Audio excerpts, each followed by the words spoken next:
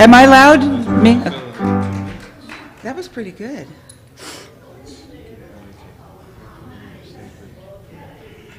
Is that up here?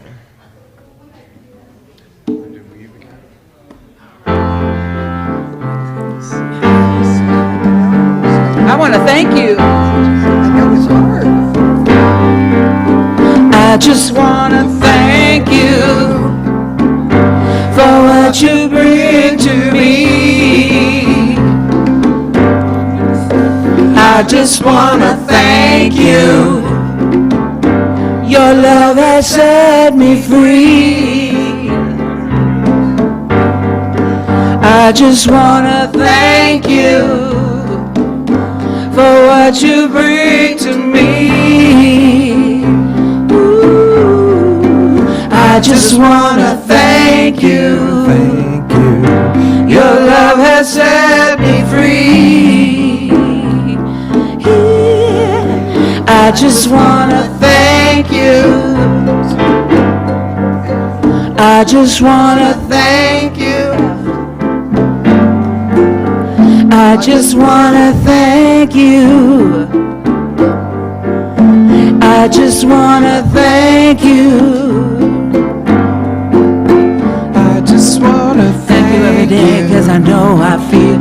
Thank you all the way, cause I just want to every thank day, cause I you. know I feel your love. I just want to thank you. For what you mean to me. I just want to thank you. Your love has set me free. I just want to thank you for what you mean to me. I just want to thank you. Your love has set me free. I just want to thank you. I just want to thank you. I just want to thank you. Here we go. I just want to thank you. Thank you.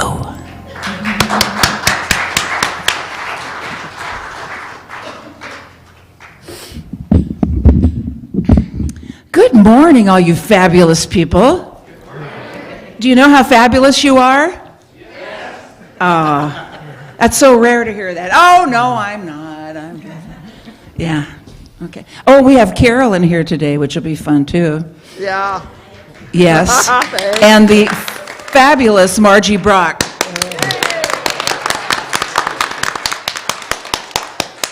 So we're going to start things off with a rollicking, rousing song. Together we're going to stand up and sing, love, love, love. I am love, love, love in the mind of God. Oops. Okay.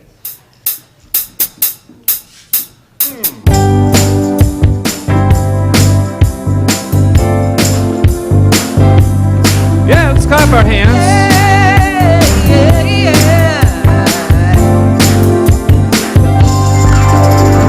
Look into the mirror.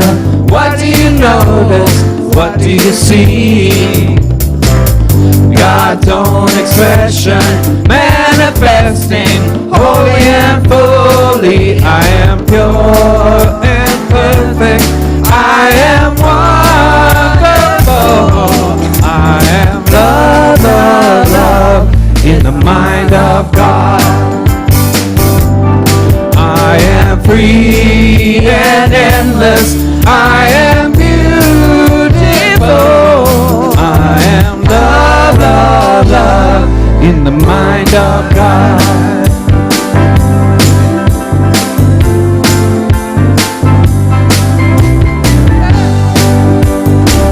Oh, yeah. Look into the mirror. What do you notice? What do you see? God's own expression, manifesting, holy and holy. I am pure and perfect. I am wonderful. I am love, love, love in the mind of God. I am free and endless. I am beautiful. I am love, love, love. I am love, love, love. I am love, love, love in the mind of God. In the mind of God, yeah. In the mind of God. Yeah. In the mind of God.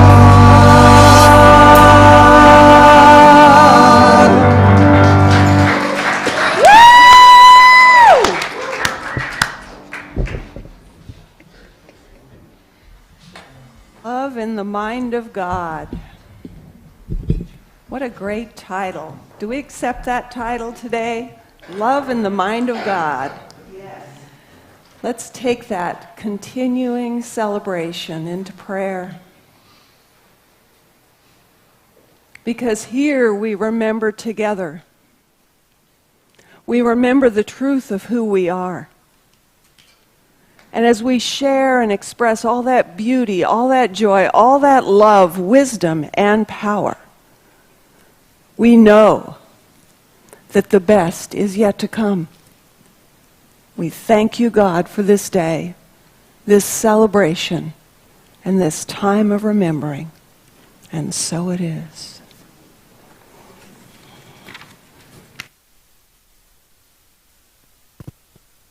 Good morning, everyone. And we welcome Reverend Marge Brach back. She's been here many times. I know that many of you look forward to her. We all do whenever she returns, so we're glad that you're here. I'm Carolyn, the service assistant today, and we have the wonderful Narian and Janet, unparalleled professional musicians, and the inspirations.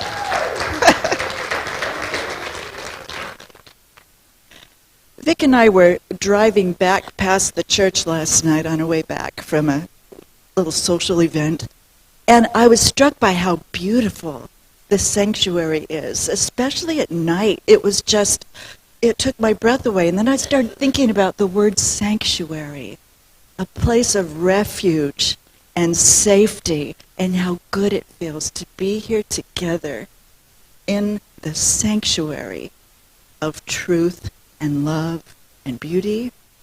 We are so blessed.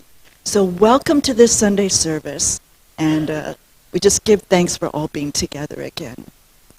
If you're here for the first time, we give you a special welcome and let you know that we have a social time after the service, and we'd love to welcome you at that time. We have refreshments and fellowship and a gift for you in the gift store, in the bookstore. Oh, gift store. Let's all go in and get a gift. And we have people here have been coming, most of us, for many, many years and can answer any questions that you have. So just ask anybody if you want to know where the restrooms are, what this place is all about, or what we believe in. Ask anyone, and we'll be glad to share that with you.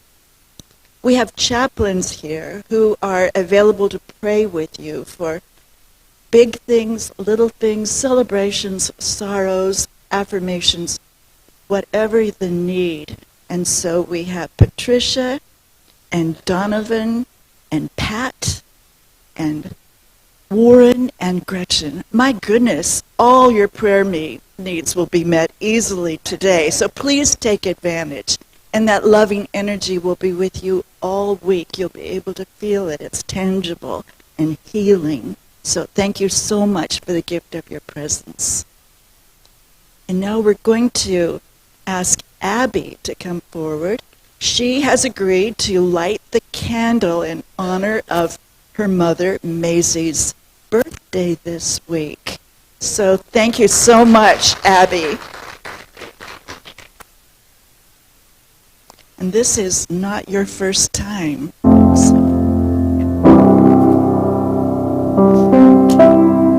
We've watched Abby grow up, and you are a beautiful young woman. Thank you. We know that this Christ light is always within us, but Abby reminds us how it bursts into flame when we simply turn our attention to it. So we're going to invite the young people and their teachers to come forward because we want to include you in this special blessing that we'll direct first to Abby in gratitude for her service this morning, and then to all of you as we sing you off to class. Will you post the words? Thank you. Here we are. Let's affirm together. Abby, you are a beautiful child of God, perfect in every way. You are loved unconditionally, just the way you are. And now we take that in for ourselves as well. I am a beautiful child of God, perfect in every way. I am loved unconditionally, just the way I am. Okay, are you ready to sing? Let's do it.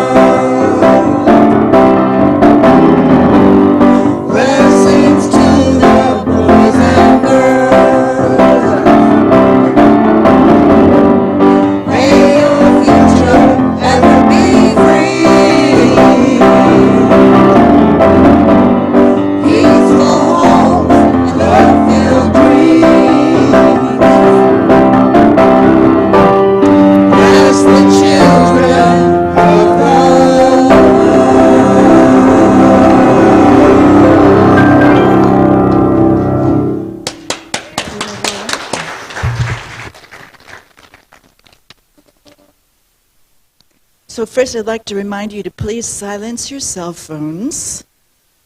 Okay? I see you've all done that. That's good. What good students you are. So we have several important announcements, and the first one is that this is the last Sunday to buy your tickets for Love is in the Air. And my friends, I hope that you can support this today because Marcy has to give a head count tomorrow to the caterer. All right? So desserts, dinner, drinks, music, and love in the air. It's all available for you next Saturday at 6 o'clock. So tickets are $50 ahead of time, $60 at the door. So take advantage of this big sale today. Save some money and buy your ticket, and everybody will be happy because this is going to be extraordinary, really. The music alone, Dolce Cantus and the Young People's Conservatory, and it's going to fill you up, and we get to be together again. So please get your ticket today. They're available after the service in the Great Hall. Okay. Next, we have our annual spring tea coming up. Those tickets always sell out really fast. And if you've never seen our social hall decorated and all the elegant tables beautifully decorated with china, and each one is creative and gorgeous and fresh flowers and delicate snacks and delicious tea. The whole community knows about this, and so if you want to attend, tickets are $25, and I'd advise you to get your tickets soon. Musical entertainment by Dolce Cantus again, and those will start going on sale March 1st. Okay. So you want to clear your calendar for that day. And then Jody and Brian Croft sponsor a fundraising event each year to raise money for homeless and foster teenagers who otherwise would not be able to afford to go to the prom. And if it's been a while since you were in high school, let me assure you that next to graduation, the prom is the biggest event in their social life. So it's expensive. It's not like $10 or $20 in the high school gymnasium like it used to be. It's an elegant affair that we don't want anyone to miss. So last year they were able to sponsor 7 teenagers. And this year they're hoping to double that number. So if you would like to support that, you get to treat yourself too. You can just make a donation if you like. There's an announcement about this online. And Blissful Massage is a healthy, well-being place right here in Vacaville. It's been here for several years. It's wildly successful. And Jody and Brian really walk the talk by giving back to the community. Okay, so their event is March 7th and April 4th. You can make an appointment for a massage, any kind of a treatment that you see on their website, and all the proceeds will go to support those young teenagers. And that'll feel really good.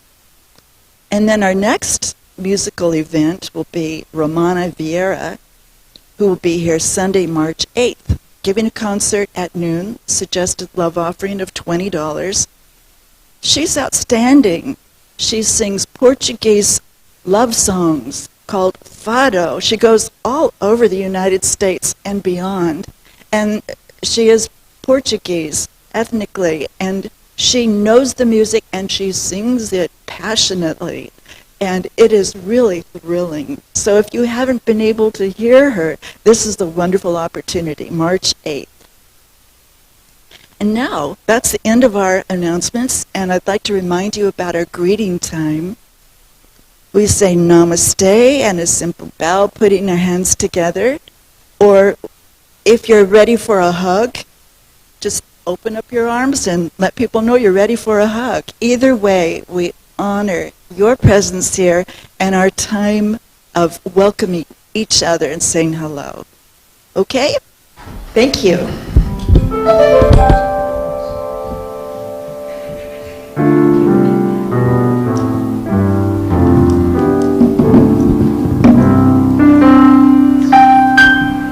Shall we stand for our greeting song? You put that very delicately, Henry.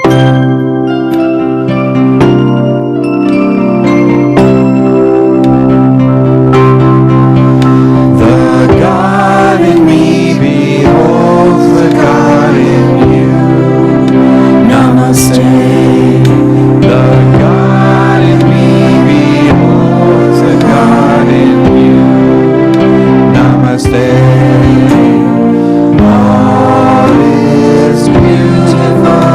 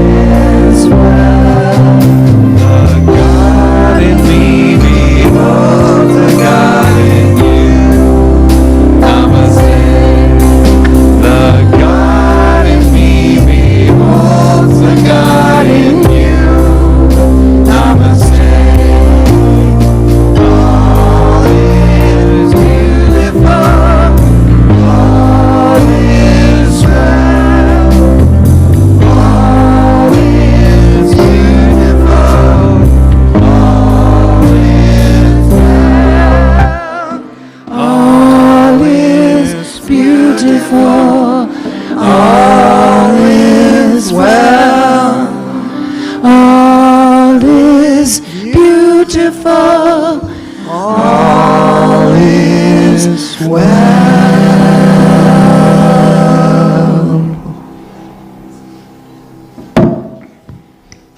You've convinced me.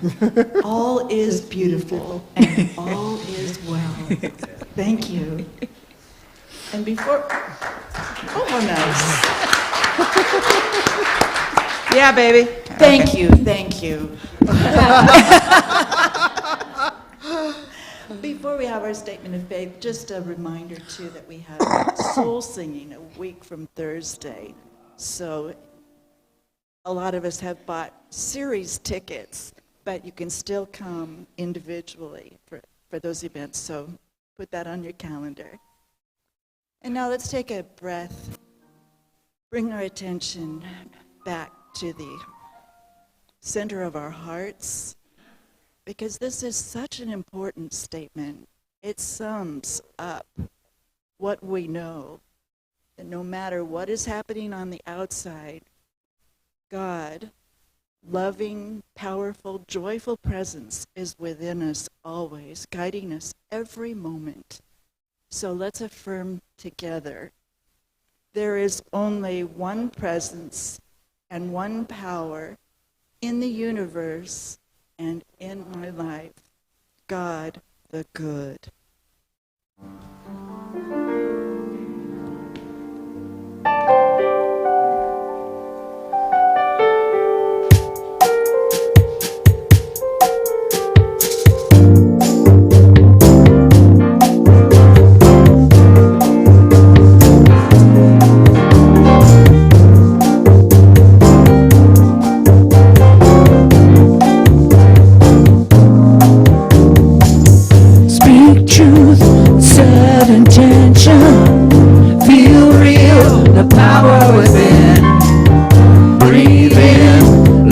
Dimension, speak out, do it again. No longer find it hard to say just what I feel. No need to think it out, 'cause love has its own appeal. Things will change on the outside, but the inside wants to reveal. With my words and my actions, I just take a big breath and say what I feel. Yeah. Speak truth, set intention, feel real, the power within. Breathe in love's dimension. Speak out, do it again. Notice closely what happens when I speak my truth with love. No longer any questions, it's as clear as the sky above. My life has been set in motion. I am who I came here to be. I've taken on the notion to speak my truth more powerfully. Yeah. Speak truth, set intention, feel real, the power within. Breathe in love's dimension, speak out, do it again. Speak truth, set intention, Feel real, the power within. Breathe in love's dimension. Speak out and do it again. Speak truth, set intention. feel real. Power within. Breathe in love's dimension. Speak out, do it again.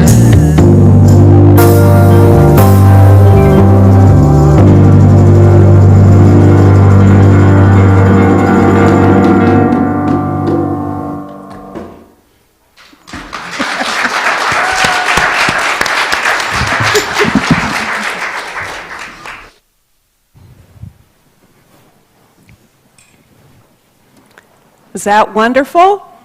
Shall we celebrate these artists again? Oh, I love that song. It reminds me of that spiritual cycle of life. You know, how we show up, the things we experience, and how again and again we get to reaffirm what we know to be true. And life gives us opportunities, doesn't it?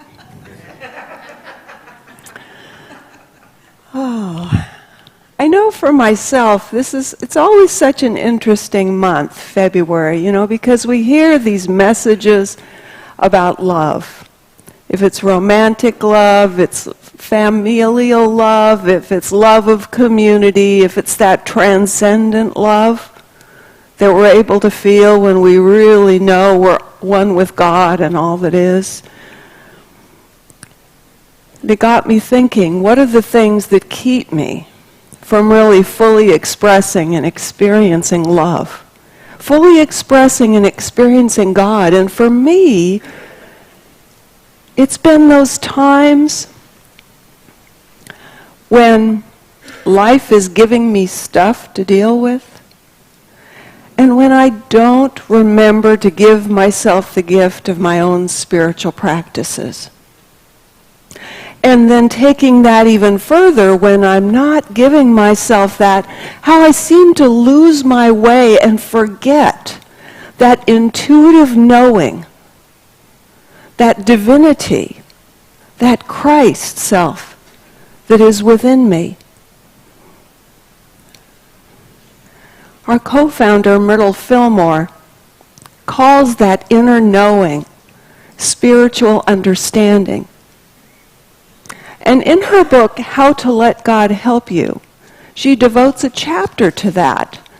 And she talks in that chapter about us becoming as a little child and let the universal spirit of good teach us.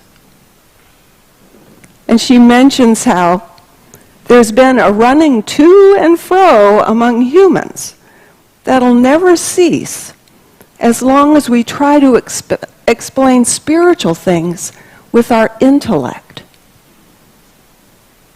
And she says, listen to the stillness within your own soul. Don't bother about what others may think or say about you. Know you are God's child, with ability along all lines to do whatever you really wish to do. This is the way to distinguish the real from the unreal. The way to experience the promise of a new heaven and a new earth, the new Jerusalem.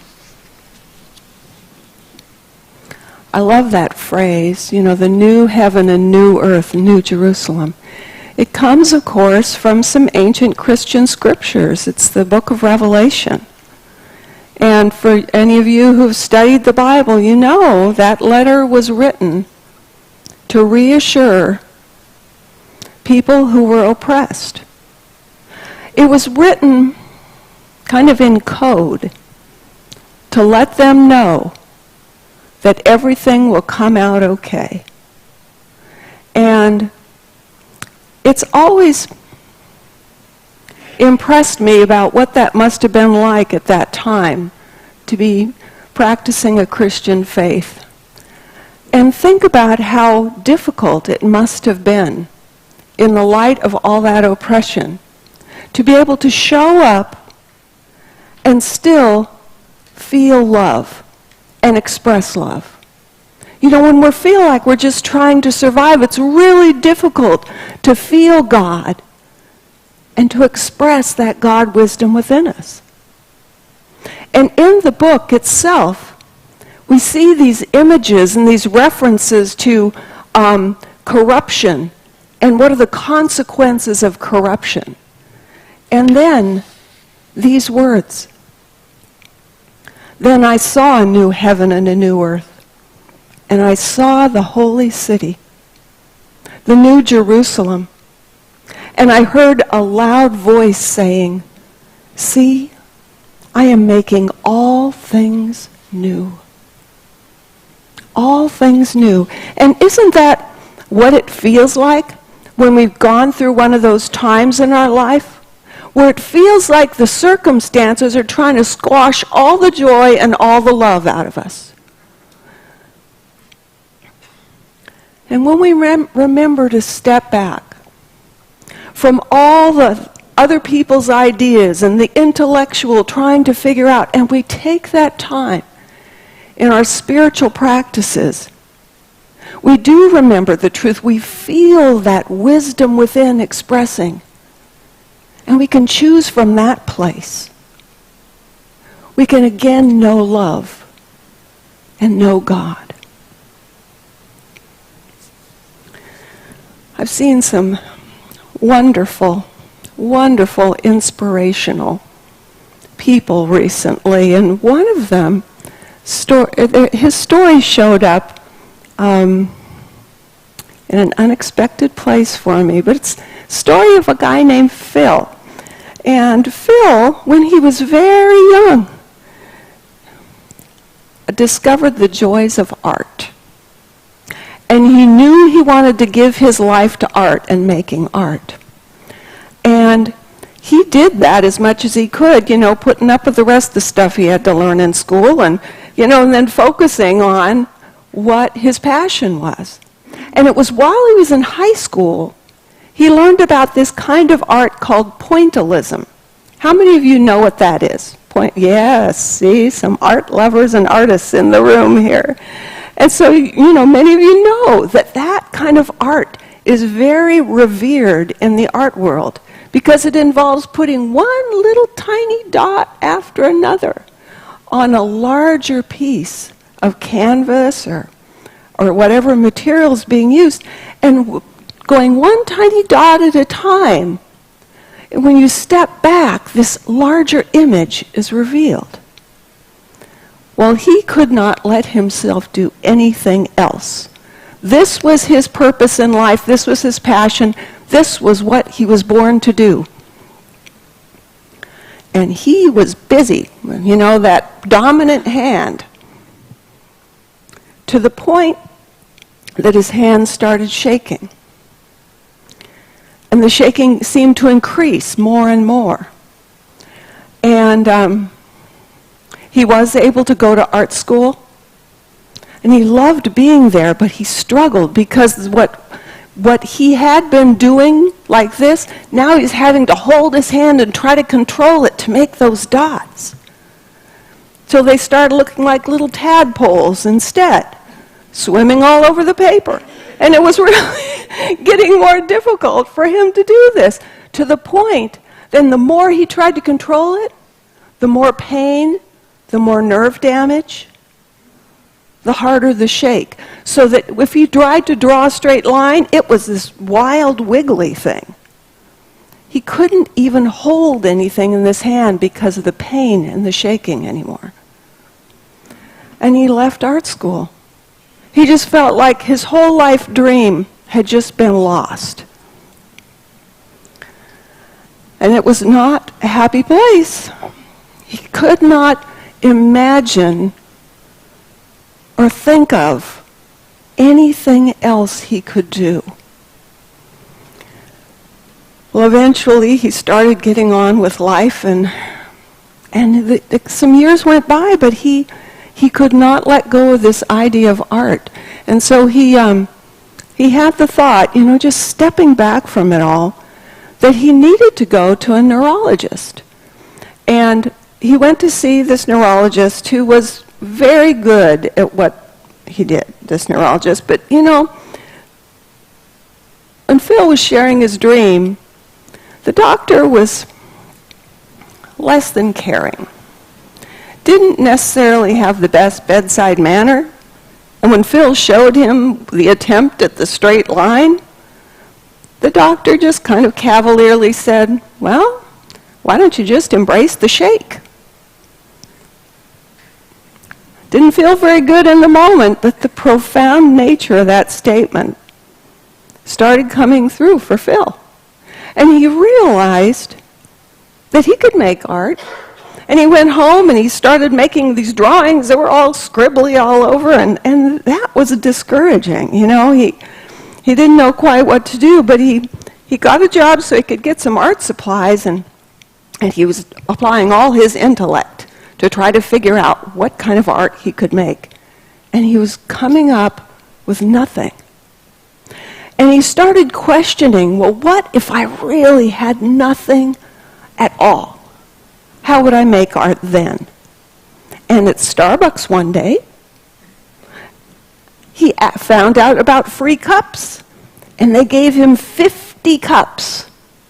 And so with a little handful of pencils, 80 cents worth of pencils, he used those cups, and he made this incredible work of art.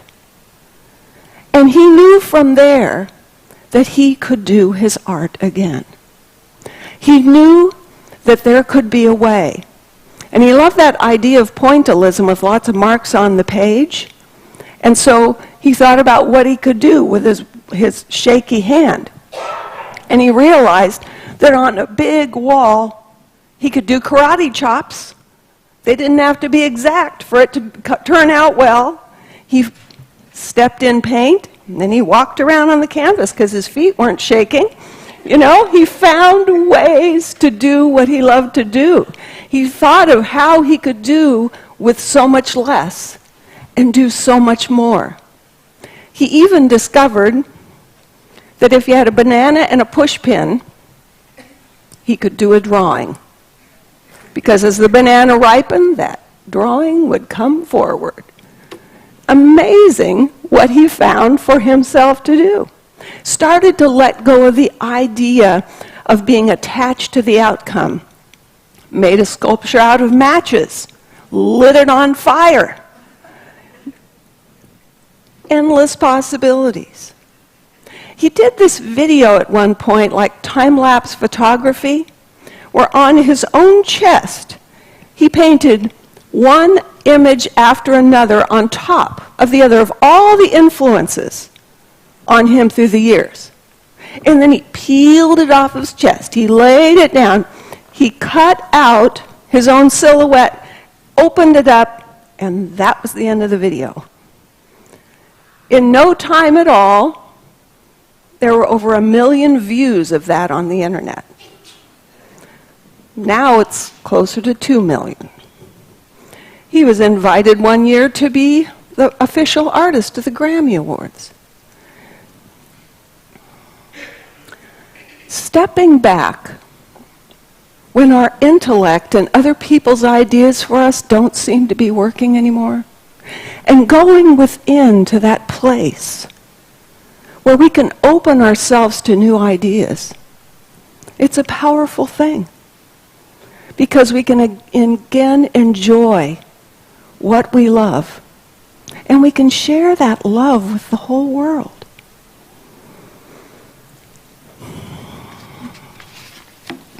How many of you have been to the Key Leader events that happen here at Unity of Vacaville? They're wonderful events. There's someone who I met who is in leadership at Unity in Roseville, the other side of Sacramento. And I remember visiting there and speaking and meeting her one time. And her name is Tony Carter. And you may have met her at some of these Key Leader events because she's in leadership there too. And she wrote a book called My Life in Prison.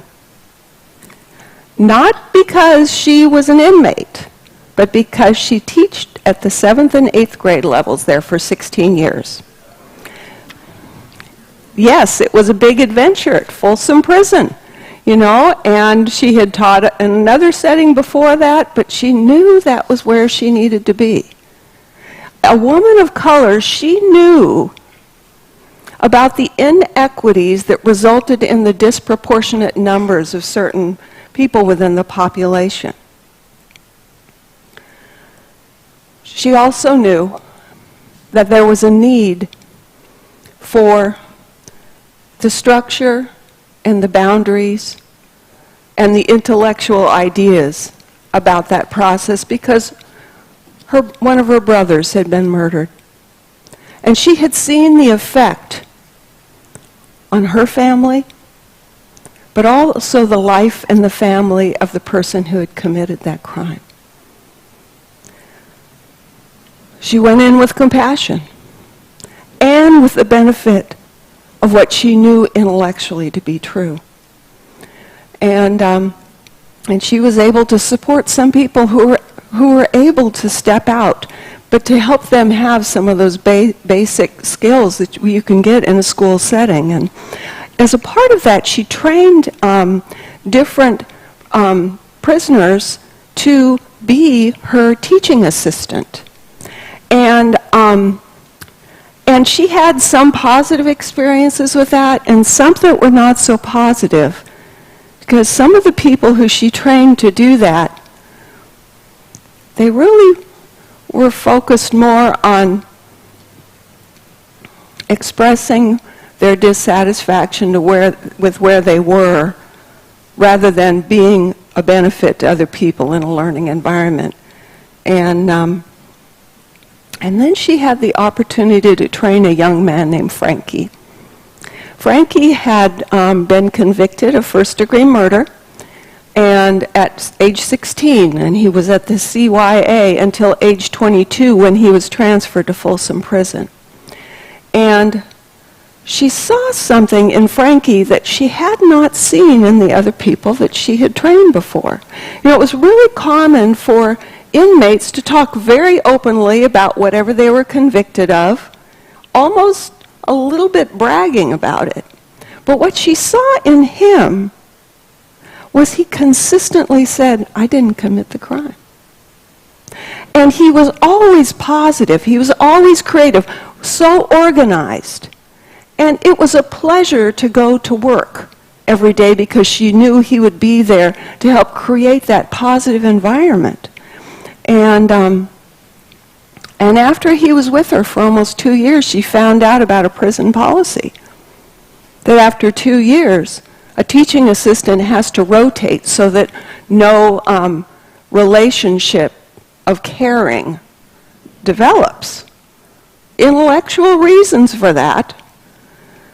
But after all that she had gone through in those 16 years and knowing she was going to have to train someone else again with that process, she thought, it's time to retire. You know, and so she planned it. She planned that when he needed to rotate, she was just going to step away. And she, you know, was doing a lot of different things leading up to that time, but one day, before she left, Frankie came to her, and she had seen him go through this process of trying to find someone to champion his cause and get his case back to court. And he would go follow a trail on a possible lead, and then he'd hit a wall. And he would just be so discouraged. And she saw him do that, and she always encouraged him that God was present and active in his life. And he would draw away for a time, and then he'd go back again. And he'd try another possible lead again to get someone to stand for him on the outside. And she began to see through his experience how when someone is incarcerated or is somehow institutionalized, they start to become invisible to people who are not in that situation. And even though all her intellect and understanding of those rules about separation was there, she took a copy of his case when she left the prison on retirement. It took her months to recover her strength because working in that environment, even with his help, it just sapped everything she had, physically, emotionally, and spiritually. And, you know, and there was this thing going on inside her head. She was resting for months, and it's like, oh, this isn't going to make any difference. This can't make any difference. But then this other thing over here saying, you need to do this, you need to do this. And after she'd rested a time, she started seeking out that champion for him. And so she went down a road where she thought she had someone who might help. And she'd hit a wall. And she came back and drew back into herself, And then it happened again, and it happened again. She started to feel invisible to people too. She had been invited by a friend to visit San Francisco and have a fun weekend. And she was really looking forward to it. And she got an invitation from a group of volunteers from Folsom Prison who she had stayed in contact with because she just appreciated them and how they'd made so many people's lives better with the work they were doing. And so they invited her to come to this function, and she did not want to go. You know, her brain says, I don't have time to do that on the day I'm traveling to San Francisco. What about all that traffic? What about this? What about that? But in her quiet time, it wouldn't let her alone. And so she went, and she got a chair farthest away from everyone else, closest to the door, so she could run out, you know. And of all the chairs that were available in the room, this woman came up and sat right next to her. And during the course of this function, that woman stood up and introduced herself as a deputy state public defender. And Tony knew why she was there. And she started talking to that woman and telling her about Frankie's case, and the attorney kept saying negative things, or, you know, no, well, that, or then, and Tony kept saying, well, but there's this, and, you know, and so they were going through this, and finally, probably to get rid of Tony, she says, well, here's my card, you know, send me a copy of his case, and I'll see if I can, you know, look it over for you. And off Tony went to San Francisco after mailing the copies off, and the day she got back, she had a phone call from that attorney. And that attorney was so excited, having read the case, to see that the conviction was based on a single eyewitness's testimony, who claimed from a long distance in the dark with a speeding vehicle to have made a positive identification. She also found out that someone else had acknowledged responsibility for the killing. And she got busy trying to find someone, an attorney, to take the case. And she started having this experience of hitting a wall again and again. And she finally took the case herself, turning over stone after stone in the investigation. And they had a date. They got a trial date in Los Angeles. And the time that Frankie spent in that Los Angeles County jail was the most difficult of all the incarceration he had known in his life. Because the case that was being brought forward in court pointed directly to corruption of the agency that ran the jail. He was in solitary confinement by night, and by day, dirty and scruffy in the courtroom. But witness after witness came forward, changing their testimony, so that the district attorney said, you have established your burden of proof. We're ready to drop the case. And the judge ordered Frankie released. It took 3 days of battle by his attorney to let him actually get out of that jail. But this just points to the power of living life on a spiritual basis. No matter what other people think of you, no matter what our intellect tells us, our dreams can come true. We can remember God. We can know God. We can remember love and know love. Frankie got to graduate from college. It had been his dream since he was 16 years old.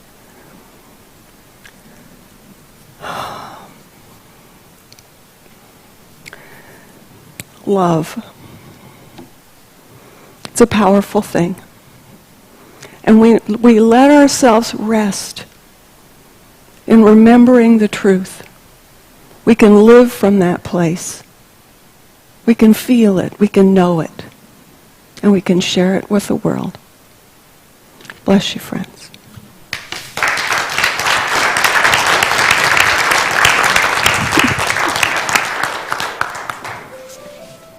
Thank you. Beautiful stories. I had a hard time not being. I know.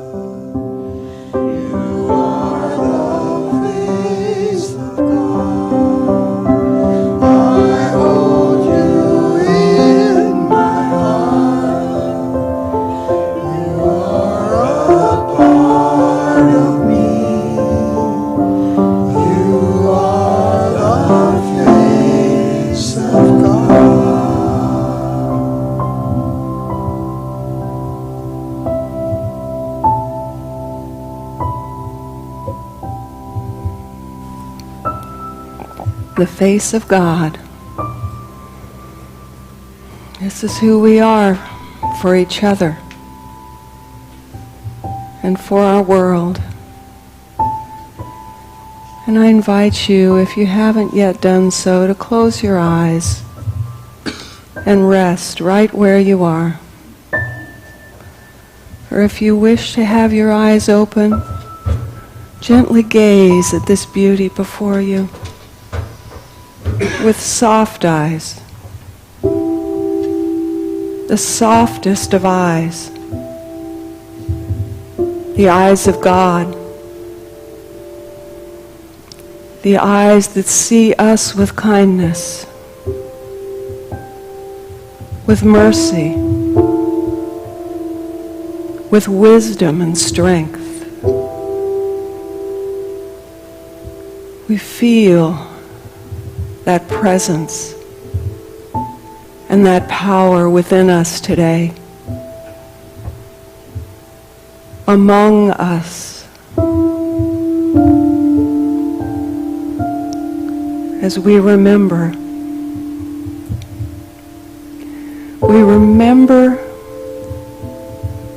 the truth.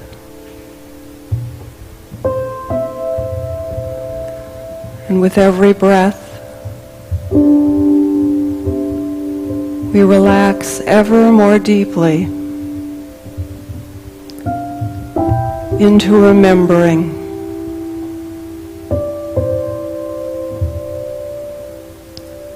And if you have a listening energy focused around your head,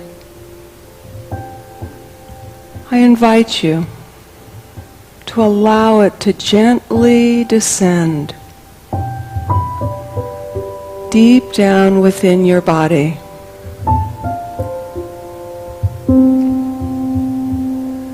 And we feel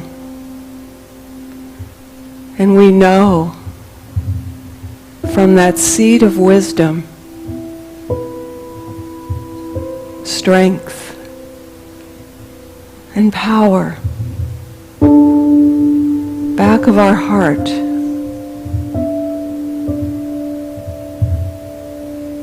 We relax right where we are and feel this presence. We feel it coursing through our bodies now. With every beat of our heart.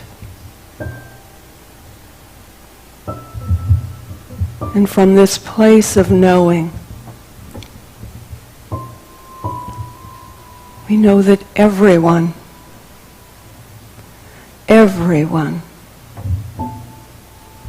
has a place right here in our minds and hearts, in the mind and the heart of God, this powerful collective force and energy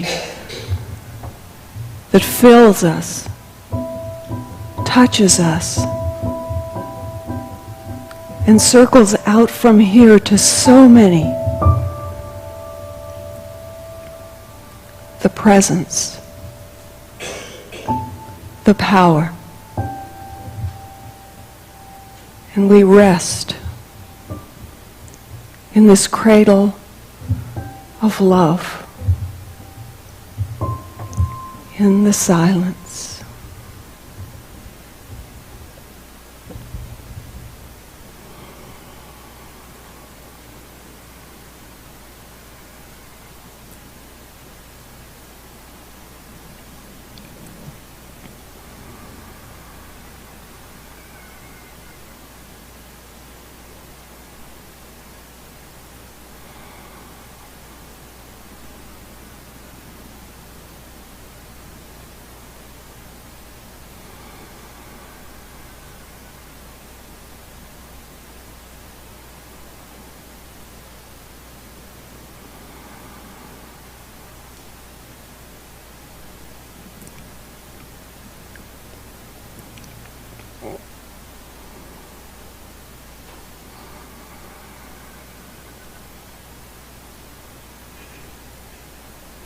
And we are grateful, so grateful for this time of remembering, for this community of love, this community of wisdom, strength, and power, living the truth as we know it, and knowing that wherever we've been, whatever we've seen, that now we are here and we stand together in this abundant good, now flowing forth to meet every need, want, and desire. For with all this good we know that the best is yet to come. Thank you, God. Thank you, God. Thank you, God.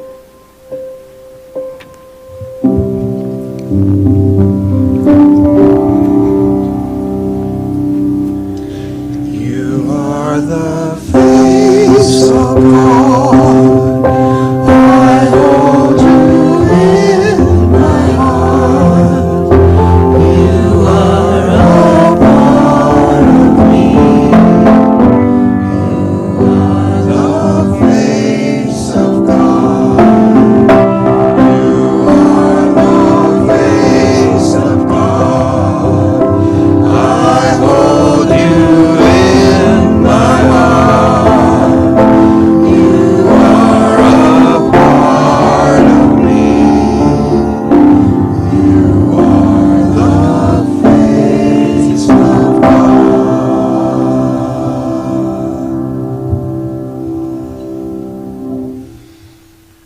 Thank you, Reverend Margie, for an inspirational and thoughtful and very important message.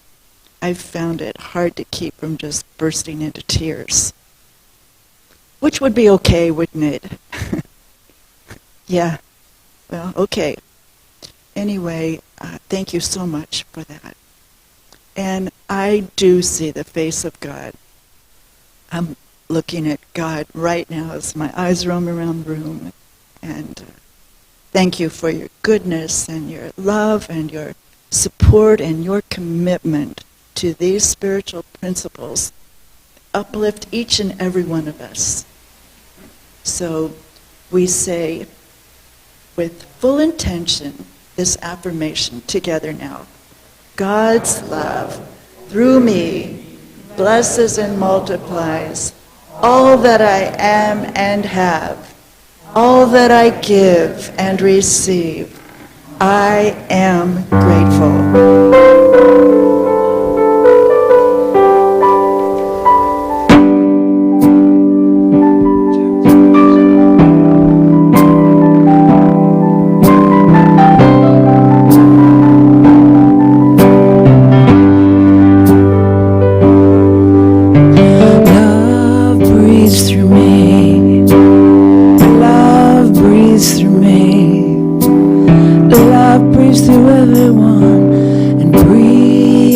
through me. Love breathes through me. Love breathes through me. Love breathes through everyone and breathes through me. I feel the earth, the sun, the sky, in the night your starry eyes, in your breath creation sighs. The breath that draws my gaze within and gently flows outside. The breath of love that we live in. Love breathes through me. Love breathes through me. Love breathes through everyone. It breathes through me. And when the world's too much for me and all my fears feel unrelieved, I feel peace in air I breathe. The temple bells, the oceans roar, our spirits with each other soar. The God of love comes back for more. I am divine, I know it. I am pure love, I know it. Because God breathes love into me. We are of love's creation. Our breath is love's elation. Love is all that we can be. Love breathes through me. Love breathes through me. Love breathes through everyone and breathes through me. Love breathes through me. Love breathes through me. Love breathes through everyone and breathes through me.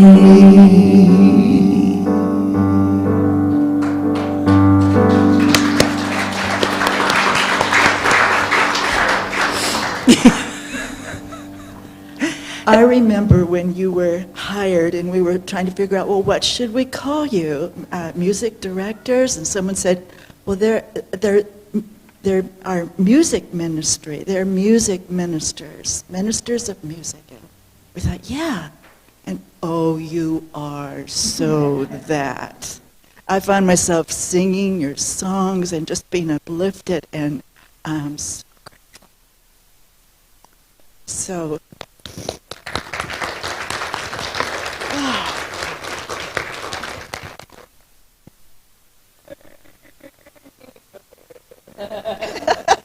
that's a good observation. I wanted to say that calling us music ministers has changed our lives.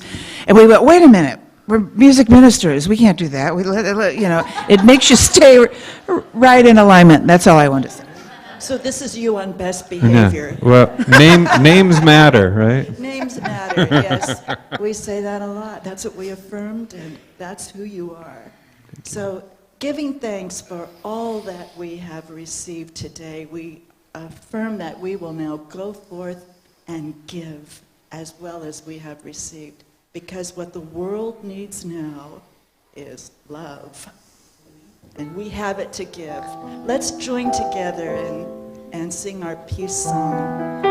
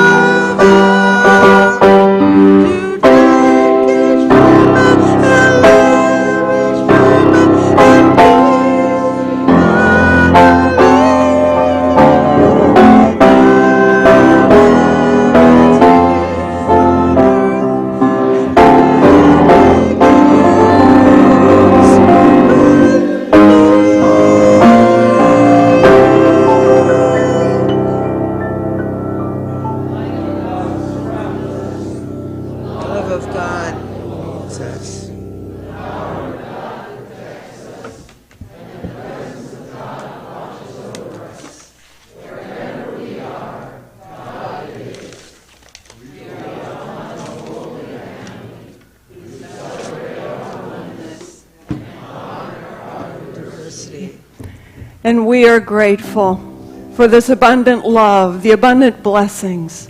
And we see this circle grow. Amen.